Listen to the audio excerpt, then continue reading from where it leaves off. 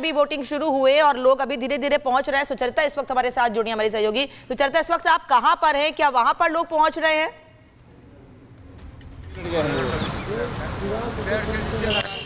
अनामिका, आज दिल्ली के रण का दिन है, चुनाव डालने का दिन है, चुनाव का दिन आ गया, वोट डालने का दिन आ गया है, जिसके लिए इतना प्रचार हमने देखा है। तो दिल्ली के लोग, मुझे हैरानी नहीं है कि सुबह सुबह से निकल गए हैं वोट डालने के लिए।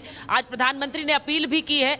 मैं एक बार बता दूं कि पटपड़गंज विधानसभा क्षेत्र में मौजूद हूं और जो लोग अभी वोट डालने के लिए आ रहे हैं, तो जल्दी से उनसे भी बात कर लेते हैं, क्योंकि आज तय हो जाएगा कि दिल्ली में अरविंद केजरीवाल एंड आप रिटर्न्स होगा या फिर बीजेपी 27 साल का सूखा अपना पूरा कर पाएगी। सर, दिल्ली के वोटर जी जी जी, दिल्ली में इतने मुद्दे चले, सबसे महत्वपूर्ण क्या?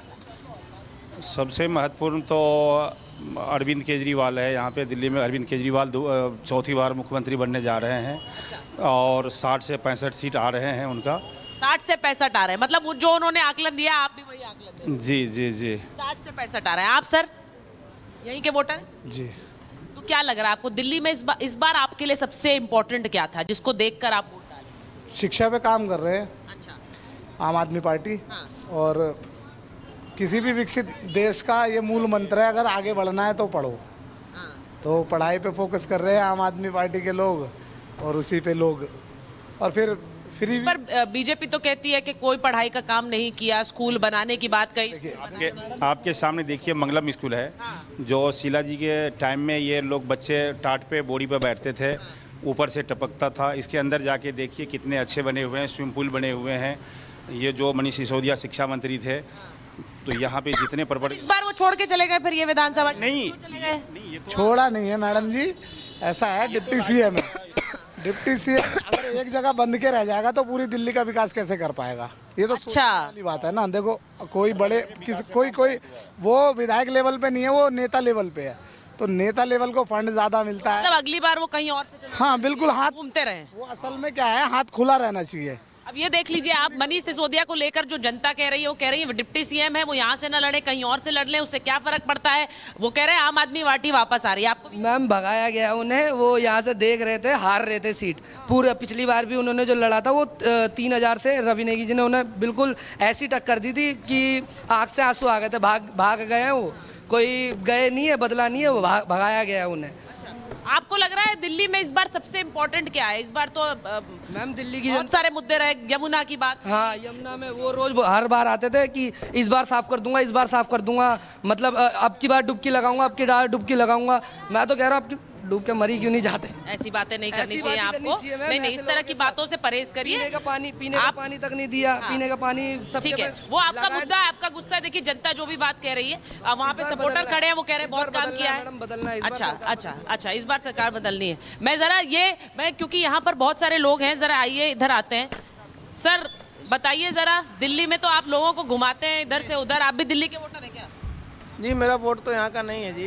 लेकिन आपके जो सवारी बैठती है वो दिल्ली वाले बैठते हैं। हाँ, लोगों का अनुभव तो मुझे मिलता ही है। हाँ। क्योंकि मैं दिन भर रोड पे ही रहता हूँ और सवारी में करीब सुबह 6 बजे से रात के 10 बजे तक सवारी ही उठाता रहता हूँ। तो लोगोों की राय तो थोड़ा बहुत तो हमें पता है ही। हाँ, क्या राय? कि आम आदमी पार्टी जो है, इन्होंने काफ़ी काम किया है और इनके चांसेस हैं, आ सकती है पार्टी, ऐसी कोई बात नहीं है। अच्छा, मुझे लगता है कि जो थोड़े वोटर हैं, सर आप हैं दिल्ली के वोटर? जी। वोट डाल दिया आपने? नहीं, डालना है।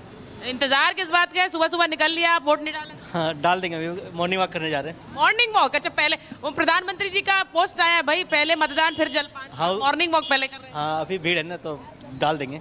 अच्छा, ये बताइए, दिल्ली में इस बार आप पटपड़गंज विधानसभा क्षेत्र है, क्या लग रहा है आपको? यहाँ का नहीं, लेकिन दिल्ली में इस बार आपको लगा मुद्दा सबसे ज्यादा क्या गरमाया, किस पर घर में चर्चा हो रही है? विकास पे बात होनी चाहिए। ठीक है, जो अच्छा काम करे उसको वोट देना चाहिए। हाँ, ठीक है, विकास पर बात। धर्म पे नहीं, विकास पे। ये बताइए, एजुकेशन जो मुद्दा हुआ, अभी गुंडागर्दी का मुद्दा आया, केजरीवाल जी ने कहा कि बीजेपी गुंडाई कर रही है, बीजेपी ने कहा ये गुंडे हैं सबसे बड़े। ये सब फालतू बातें है। ठीक है, सब गुंडा है।